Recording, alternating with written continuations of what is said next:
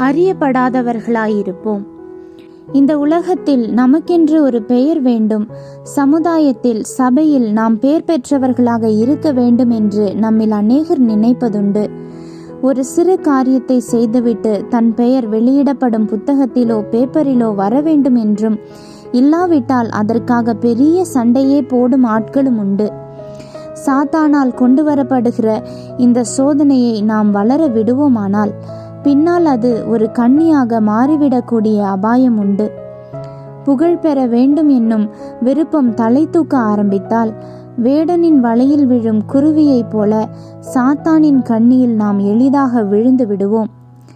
நான் பெரியவனாக வேண்டும் என்ற எண்ணத்தை நான் கைவிடும் வரை உண்மையான சமாதானத்தையும் மகிழ்ச்சியையும் அனுபவிக்க முடியவில்லை என்கிறார் ஒருவர். இயேசு கிறிஸ்துவின் வாழ்வை நாம் பார்ப்போம் என்றால் தமது வாழ்வின் பெரும் பகுதியை அவர் தச்சராகவே தன் தகப்பனின் கீழ் கழித்தார். அவர் உலகின் பெரிய நாடுகளுக்கு சென்று பிரசங்கிக்க வேண்டும் என்று எண்ணாமல் நாசரேத்தையும் கலிலேயாவையும் சுற்றியுள்ள கிராமங்களுக்கு கால்நடையாக சென்று பிரசங்கித்தார். பெரிய அற்புதங்களையும் செய்துவிட்டு ஒருவருக்கும் இதை குறித்து சொல்லாதே என்று தானே கூறினார். அவர் வேதாகமமே கொள்ள முடியாத அற்புதங்களை செய்த போதிலும் ஒரு காலம் அதை பறைசாற்றவில்லை, அதை பெரியதாக எடுத்துக்கொள்ளவும் இல்லை. ஆனால் நாமோ நாம் செய்த செயல்களை காட்டி பலருடைய கவனத்தையும் ஈர்க்க முயல்கிறோம்.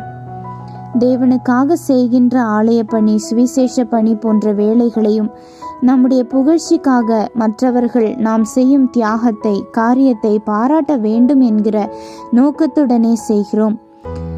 நமது தாளந்துகள் மற்றவர்களுக்கு தெரியாமல் போவதை நம்மால் பொறுத்து கொள்ள முடிவதில்லை. அறியப்படாத கிறிஸ்தவளாக இருக்க யாரும் விரும்புவதில்லை.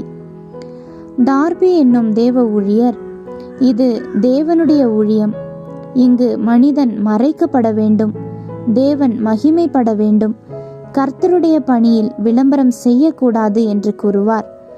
அவருடைய கல்லறையில் எழுதப்பட்ட வாசகம், அறியப்படாதவராக இருக்க விரும்பியவர், ஆயினும் நன்கு அறியப்பட்டவர் என்பதே.